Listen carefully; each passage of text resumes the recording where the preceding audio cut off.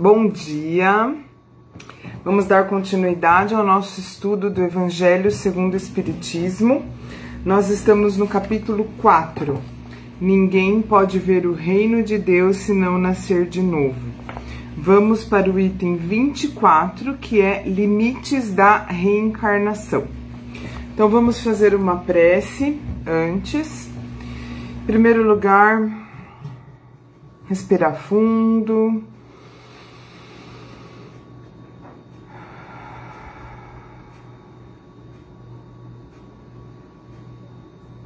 Acalmar os nossos sentimentos, serenar nossas emoções, aquietar a mente, os pensamentos, para que possamos nos conectar verdadeiramente a esses ensinamentos, de forma a praticá-los em nossa vida, de forma que ultrapasse a simples teoria, possamos realmente vivenciar esses ensinamentos que contribuem para a nossa evolução espiritual. Que assim seja.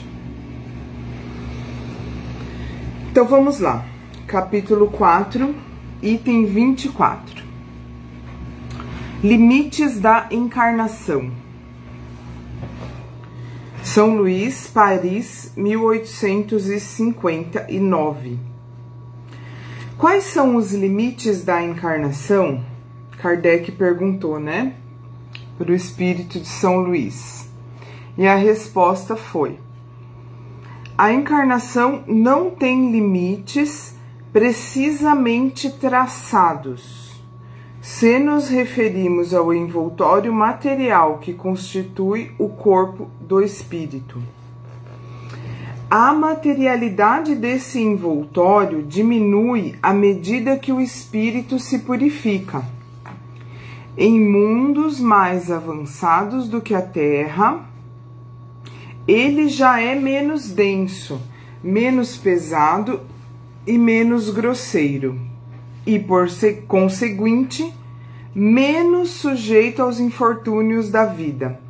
Então, o corpo físico, dependendo do tipo de mundo que o espírito encarna, e dependendo da sua purificação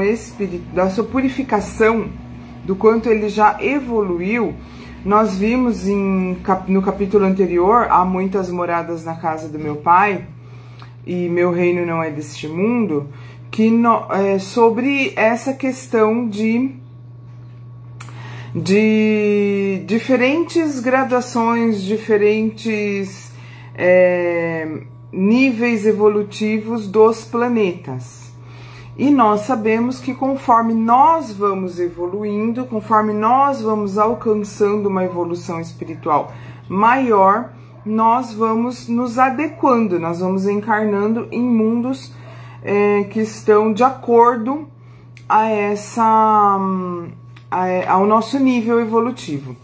E aqui o que está dizendo é que o corpo físico, ele continua existindo nas encarnações em mundos superiores. Porém, conforme a gente vai se purificando, conforme a gente vai evoluindo espiritualmente, o nosso corpo físico vai ficando cada vez mais sutil, né? Ele vai ficando cada vez menos grosseiro. E por isso, cada vez menos sujeito aos infortúnios da matéria. O que são os infortúnios da matéria? Dores, cansaço, doenças, né? Quanto mais a gente evolui, menos a gente sofre com as questões do corpo.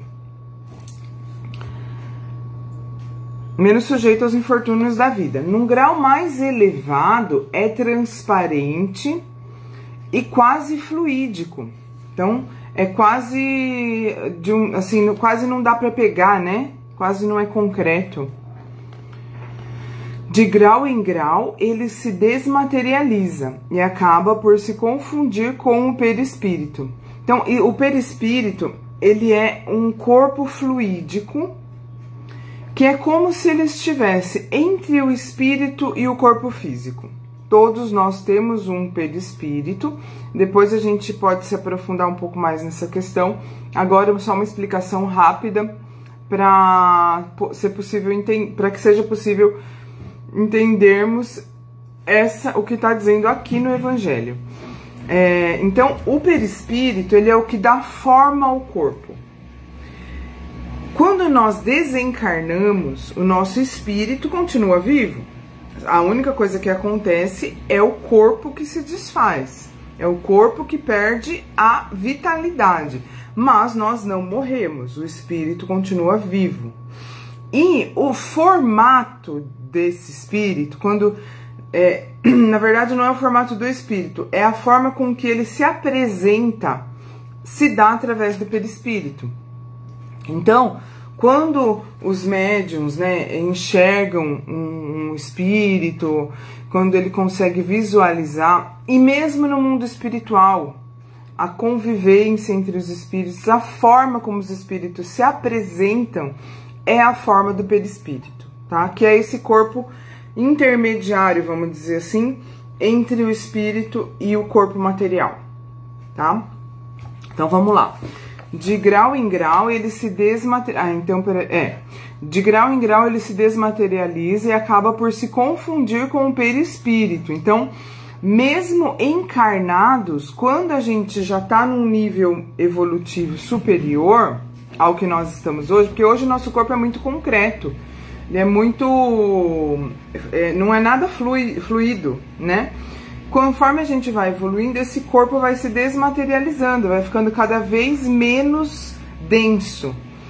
E assim, ele vai ficando cada vez mais próximo do que é o perispírito, chegando mesmo a se confundir com o perispírito. Dependendo do mundo no qual o espírito é chamado a viver, toma um corpo apropriado à natureza desse mundo. O próprio perispírito sofre transformações sucessivas, torna-se cada vez mais fluídico, até a completa purificação, que constitui a natureza dos espíritos puros. Embora os mundos especiais sejam destinados aos espíritos mais avançados, eles não estão ali prisioneiros como nos mundos inferiores. Nós estamos aqui prisioneiros no planeta Terra. Nessa encarnação, nós somos prisioneiros, nós não podemos sair do corpo. Existe viagem astral, existe você sair, o espírito, né? Se desligar do corpo durante o sono, isso tudo existe. Mas nós não podemos morrer enquanto não for o momento da gente morrer. Ou seja, a gente não pode se desvencilhar desse corpo na hora que a gente quer. Tanto que o suicídio é algo extremamente perigoso e extremamente condenável. Não condenável no sentido de que o espírito que vai ser da pessoa que se suicidou está condenado ao sofrimento. Não é nesse sentido que eu tô falando. Condenável no sentido assim, não é nada recomendado, porque é considerado algo extremamente grave. E a própria pessoa que comete suicídio, ela sofre muito, mas muito, muito, muito, muito, muito depois que ela faz isso. Porque o que acontece? Quando a pessoa se suicida, ela quer se livrar do sofrimento. Ela quer morrer. Aí o que acontece? Não morre, né? Não morre. Ela vê o corpo dela desfalecido, sem vida, porém ela, que não é o corpo, nós não somos o nosso corpo, continua vivo. Então, vai ter que continuar vivo, que não tem jeito, o espírito não morre, e as dores que existiam em vida durante a encarnação acompanham o espírito após a morte e pioram. pioram porque aí vem o arrependimento, aí o espírito presencia o sofrimento dos entes, das pessoas que amam e que estão sofrendo por causa desse desencarne e sofrem ainda mais. Já é normal a gente sofrer quando desencarna alguém que a gente ama. Quando é por suicídio, o sofrimento de quem fica é muito grande, porque as pessoas começam a se perguntar, se culpar, se perguntar se poderia ter feito alguma coisa. Para quem fica, a dor de ter um ente querido que desencarnou pelo suicídio é muito grande. Então, a pessoa quer se livrar da dor, dela se suicida, dela não morre, ainda a dor dela aumenta por causa do arrependimento, por ela ver que ela tirou a própria vida e não adiantou nada, piorou, e ainda presencia a dor das pessoas que ficaram. E ainda tem outras coisas que acontecem que não vem ao caso a gente ficar entrando em detalhes aqui a respeito do suicídio, porque não é o assunto, mas não vale a pena. É mais interessante a gente suportar, seja o que for que a vida material esteja nos impondo de dores momentâneas, que às vezes parecem eternas, mas são momentâneas, são passageiras. Vale mais a pena a gente aguentar, vale mais a pena a gente ter fé e suportar, vale mais a pena a gente buscar formas de amenizar essa dor através do entendimento, através da compreensão, através dos alimentos espirituais, através da fé, e ficar firme, aguentar firme, porque não vale a pena, o suicídio não vale a pena. Então, tirando essa questão do suicídio, que a pessoa provoca próprio desencarne, nós estamos tirando isso, que não é recomendado, nós estamos presos na encarnação, nós estamos presos no corpo material. Conforme a gente vai evoluindo e vai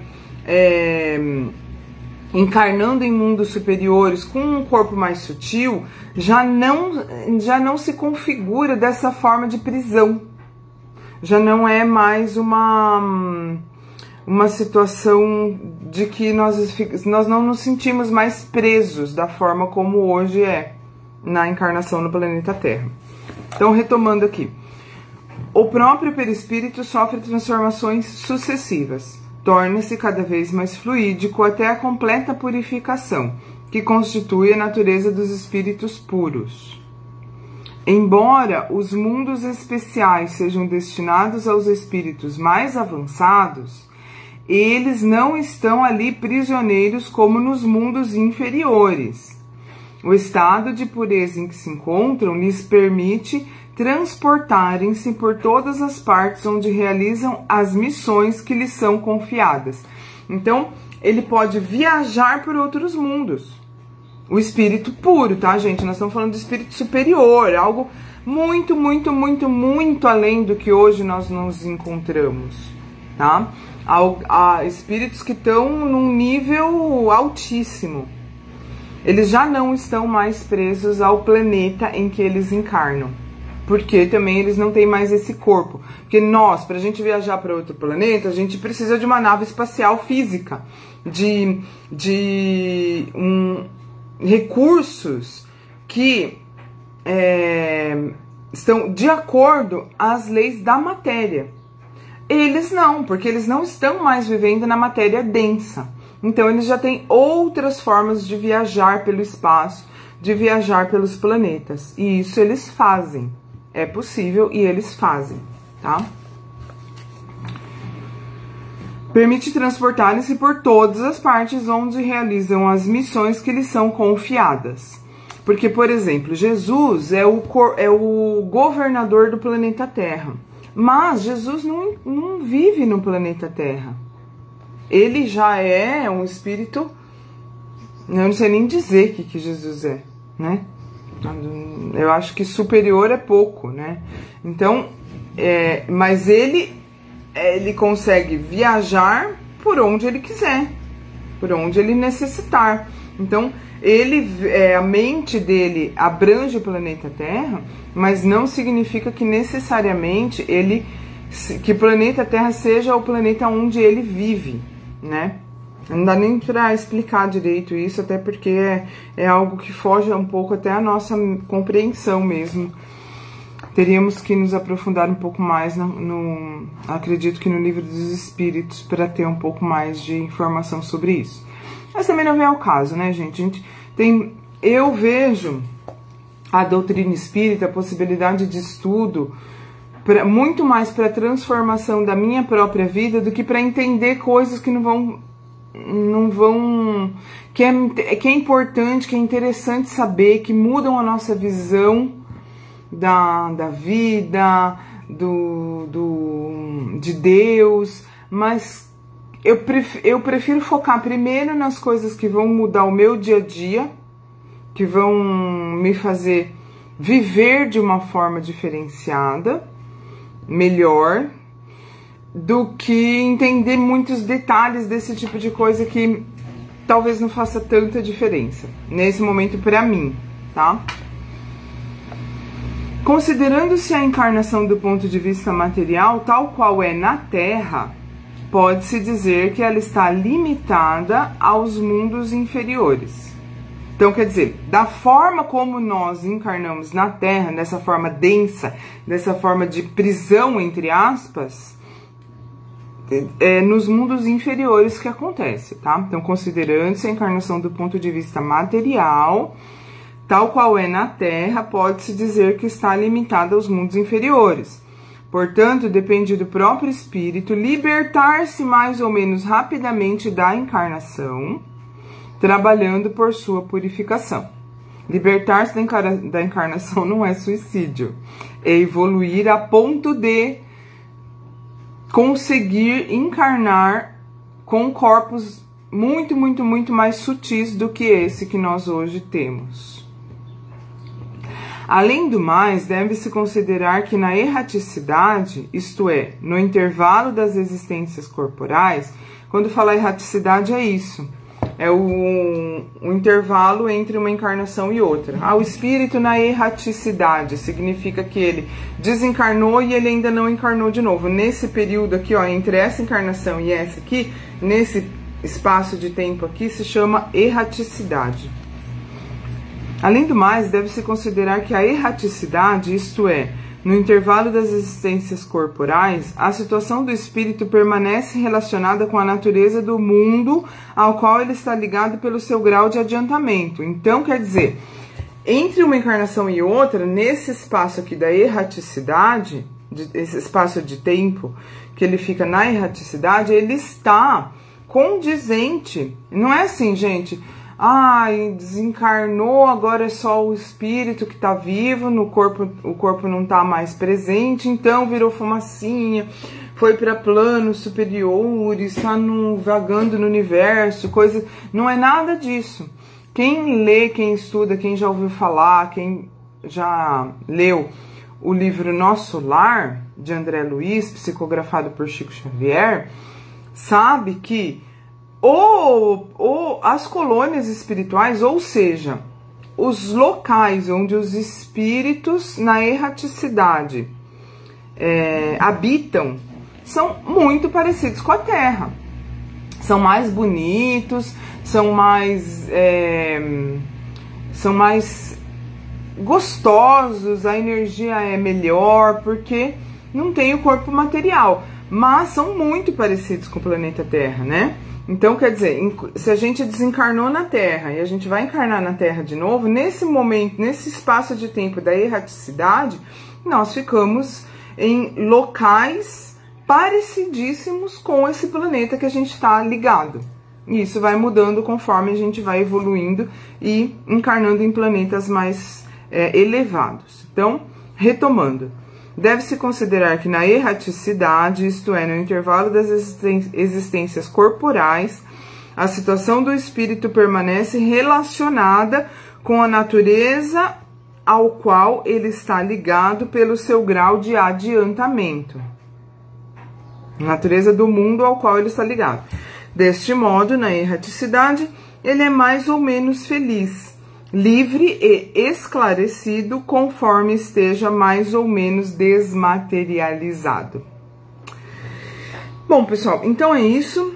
Esse foi o item 24 do capítulo 4, esse item que fala sobre limites da encarnação, explicando um pouquinho melhor como que funciona isso, como que é a evolução do corpo, se o corpo é material, se não é, né? O corpo é material hoje, nós enxergamos o corpo como única possibilidade ele ser material, mas existem outros mundos onde nós podemos encarnar conforme a gente evolui espiritualmente, porque são mundos mais elevados, então nós temos que estar nesse nível mais elevado para poder encarnar lá, em que o corpo já não é mais tão material. Então foi isso que esse item veio mostrar pra gente. E amanhã, olha que interessante, vamos falar sobre necessidade da encarnação. Por que que existe encarnação? Pra quê? Pra que esse negócio de ficar morre, vive, morre, nasce de novo, morre, nasce de novo? Por que que isso acontece? É muito interessante saber os motivos da necessidade da reencarnação. Ok? Mas então a gente fala sobre isso amanhã. Vamos fazer uma prece final, agradecendo pela oportunidade, pedindo a Deus que no dia de hoje nós sejamos capazes de fazer as melhores escolhas e possamos alimentar em nós os melhores pensamentos, os melhores sentimentos, possamos dizer as melhores palavras e ter boas ações para conosco mesmo e para os nossos companheiros nessa jornada encarnatória. Que assim seja. Um beijão e até amanhã.